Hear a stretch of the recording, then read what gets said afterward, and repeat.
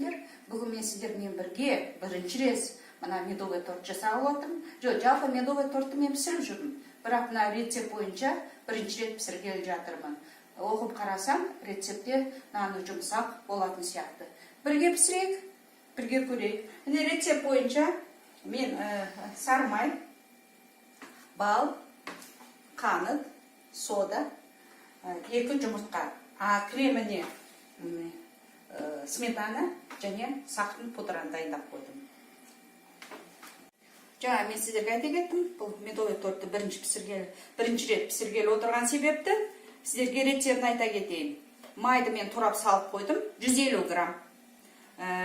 Қантымыз, міне 200 грамм, өлшеп 200 граммды тәрелкеге салып қойдым. Онымыз 320 грамм. Сода бір чай қасығы, міне кішкентай қасықпенен, бал қасығы, міне балды 2 үлкен ас қасығымен саламыз. Ал крем туралы, кремге міне сметанамыз, оны алдында ала кеткенбіз. Крем дайындайтын келсе, мына сметанаға 2 ас қасықпенен сақырны пудраны саламыз. Енді қазір міне майды салып қойдым. Майға қазір қантымызды саламыз.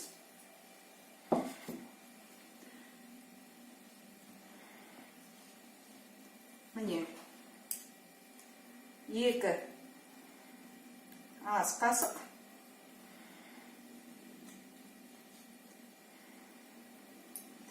Мен әрине толтырып сап жатырмын.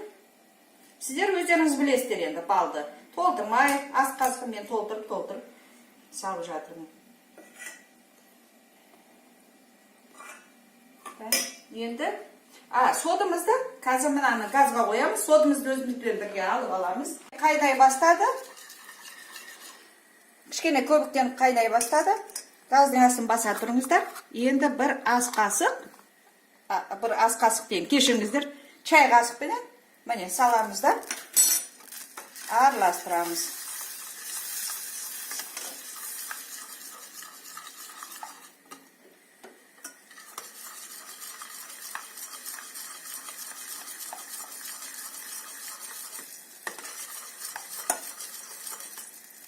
Міне көрдіңіздер, мынандай болған кезде газдың астын өшіріп алыңыздар, әйтпесе тасып кетеді. Міне көрдіңіздер. Енді газды өшіреміз. Міне көрдіңіздер.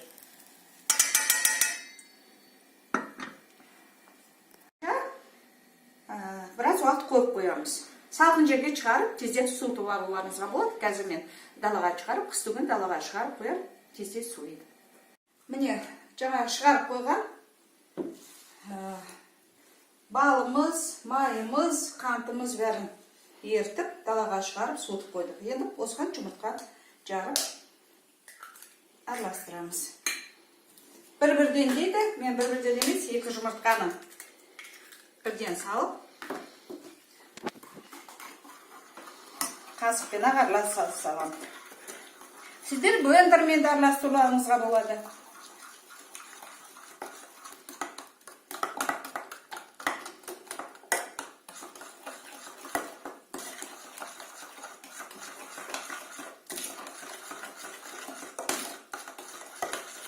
Енді әрине мынаған ұн салғанымыз, ұнмен араластырғанымызға ыңғайлы емес, сондықтан мен ұнымызды саламын. 320 грамм. Енді міне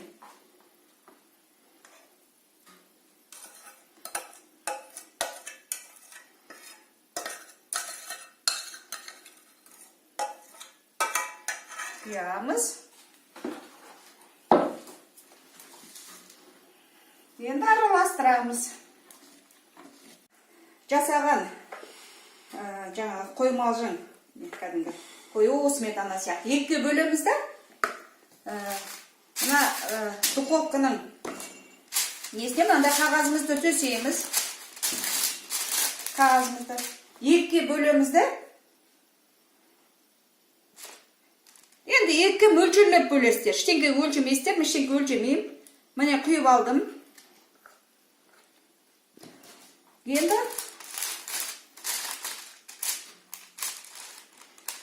ақырын тегістейсіздер. Екен бір тегіс. Мен бірінші рет жасап жатырмын.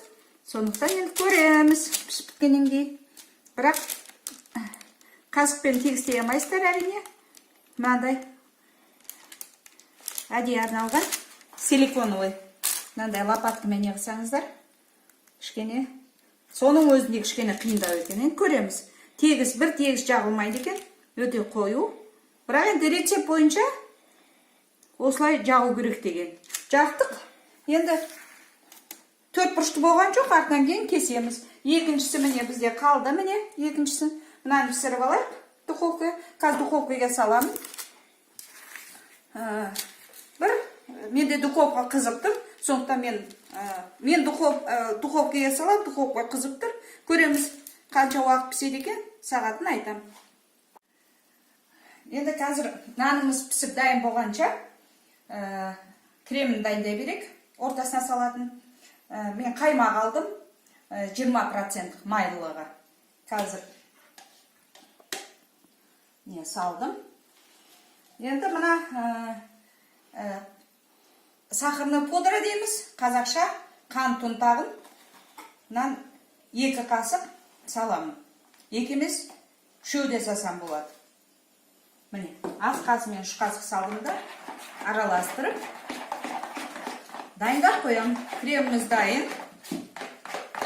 Қазір нанымыз піскеннен кейін шет-шетін кесіп тортымызды жинаймыз.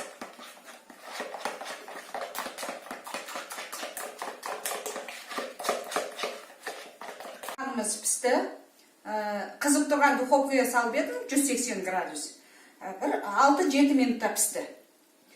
Сондықтан уақытын өздеріңіздің духовкаларыңыздың қалай қызатына қарай байқап отырсаңыздар болады. Қызған кезде мынандай беті қызарып піскен кезде шығаруларыңызға болады. Мен екіншісін сап қойдым. Енді қазір ыстық күйінде мен шеттерін тегістеп кесемін.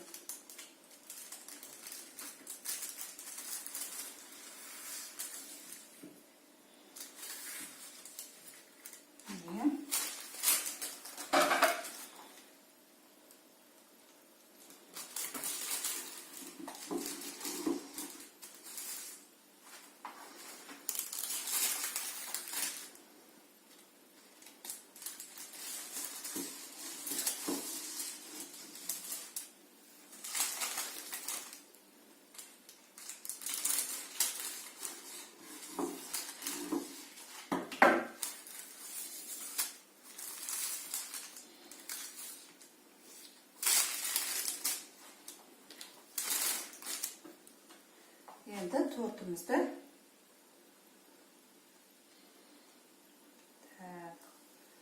ортасынан бөліп